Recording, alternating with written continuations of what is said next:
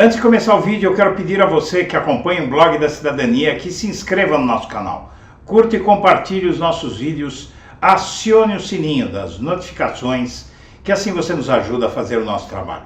E vamos ao vídeo.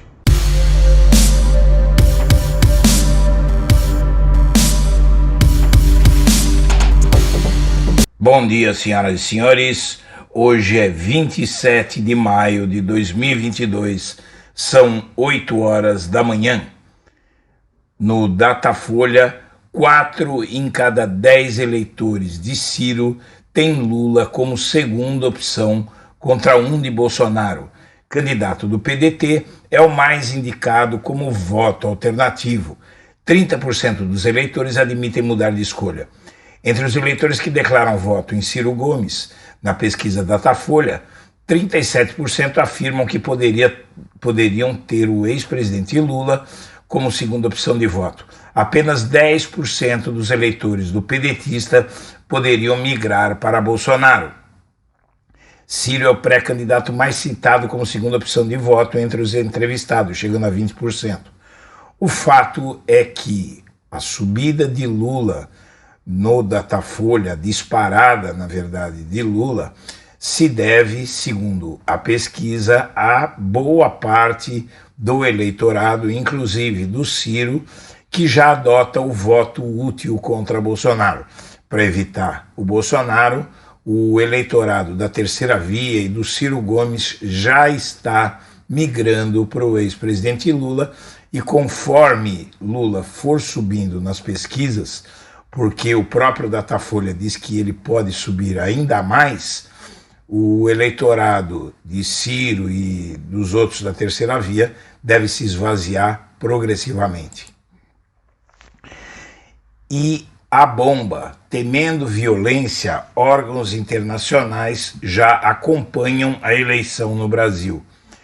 Órgãos internacionais não irão esperar até outubro para monitorar o processo eleitoral no Brasil, considerado por observadores estrangeiros como um dos mais tensos em décadas no país.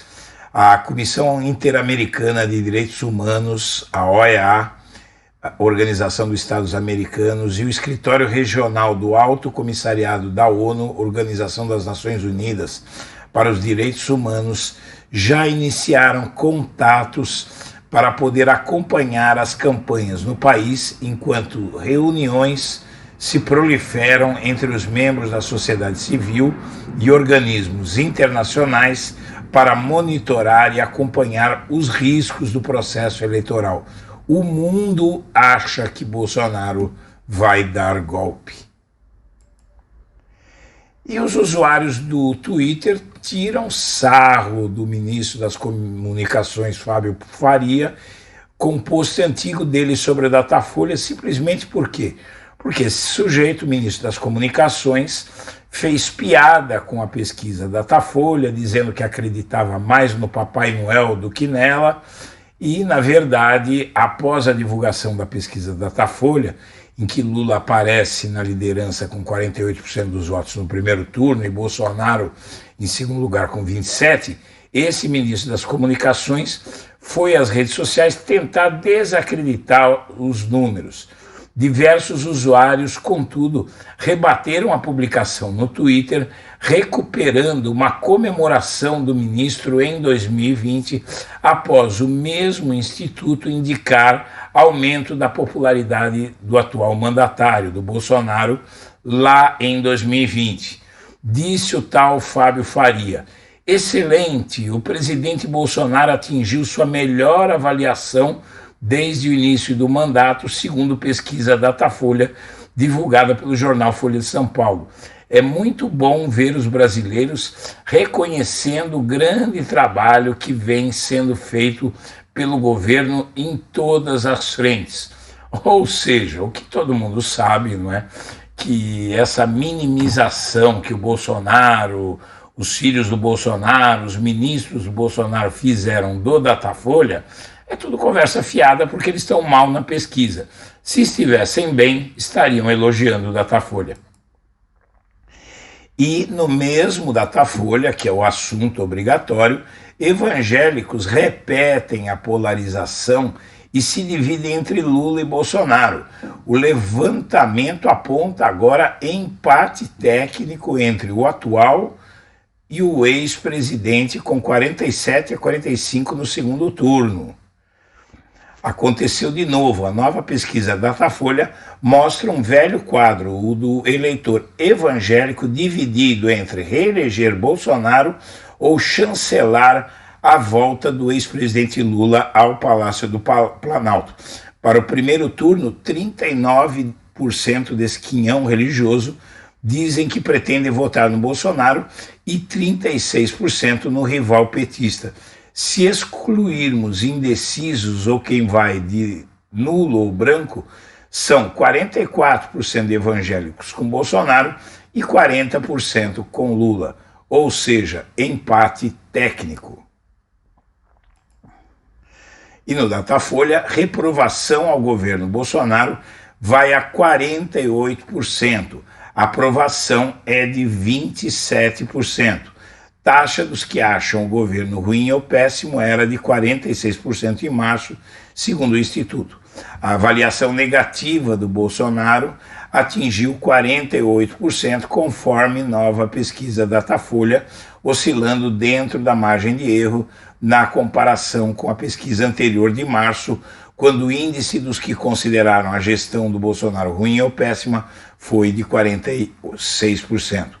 Também se mantiveram estáveis as taxas do que consideram o governo Bolsonaro regular, 27% ante 28% em março, e dos que avaliam como ótimo ou bom, 25% em ambos os levantamentos. A fatia de 1% que não opinou foi idêntica. O desempenho ajuda a explicar a inédita dificuldade de um mandatário em busca da reeleição em conseguir dianteira na corrida eleitoral. E o lançamento da candidatura de Bivar, o dono do PSL, vai ter artistas anônimos em contraste com as celebridades de Lula. O deputado federal apresentará a pré-candidatura a presidente em 31 de maio. Esse sujeito aí, o Luciano Bivar, foi ele que criou, é o dono do partido pelo qual o Bolsonaro se elegeu, o PSL. Hoje ele preside o União Brasil, que é uma união do PSL com o DEM, e ele se lançou candidato à presidência da República contra a terceira via, só que é um sujeito desconhecido, ele nem pontua nas intenções de voto das pesquisas, e a candidatura dele é conversa fiada, é só para inglês ver, mas ele encena bem que está levando a sério. E essa é boa. José Padilha, que fez o filme da Lava Jato, em que o Sérgio Moro aparecia como um herói e tal, diz agora que foi um idiota de ter acreditado em Sérgio Moro. Arrependido por ter retratado o ex-juiz como herói na série O Mecanismo, o diretor fala hoje que não havia mocinhos na Lava Jato. O cineasta José Padilha, de 54 anos, nunca fugiu de temas espinhosos e agora ele admite que foi idiota, e foi mesmo, né? Aquele filme era uma porcaria, romantizando um bando de egocêntricos que achavam que iam se tornar heróis da pátria enquanto faziam as suas negociatas à frente da Lava Jato. E o governo, segundo o Metrópolis, vê 5 dos seus 6 programas para conter o desemprego naufragarem. Há 7 meses do fim do mandato, Bolsonaro não conseguiu implementar uma política de emprego sólida no país. E o general que envenena a cabeça do Bolsonaro contra Fachin, contra o TSE, para forçar o Bolsonaro a agir de forma golpista. Trata-se do Braga Neto. Essa última conspiração criada no Planalto tenta colar o chefe do TSE ao PT por causa de uma agenda pública do ministro com advogados de Lula. Jair Bolsonaro renovou seu estoque de paranoias contra o chefe do TSE, Edson Fachin, que recebeu nesta semana advogados do Lula no gabinete. A agenda foi oficial e pública, mas Walter Braga Neto viu no encontro uma conspiração. Em entrevista, Tarcísio diz que o governo Dória foi um desastre, que Bolsonaro reconhecerá o resultado em caso de derrota. O ex-ministro da Infraestrutura e pré-candidato ao governo de São Paulo aposta na reprodução estadual da polarização nacional e afirma ser capaz de atrair eleitores de centro. Ele está muito longe na corrida presidencial e não tem nem um terço dos votos do Fernando Haddad. E uma pesquisa sugere que o Bolsonaro murcha com crise institucional e economia. Políticos e analistas tiraram duas avaliações iniciais do Datafolha, divulgado ontem, que era esperado com ansiedade na terceira via. A primeira é a de que, apesar da consolidação no centro ajudar a reorganizar as forças que resistem à polarização, a cada desistência da terceira via ganha força o fla-flu entre Lula e Bolsonaro. Senhoras e senhores, nós agradecemos a atenção e estaremos de volta ao meio-dia. Um abraço para todo mundo.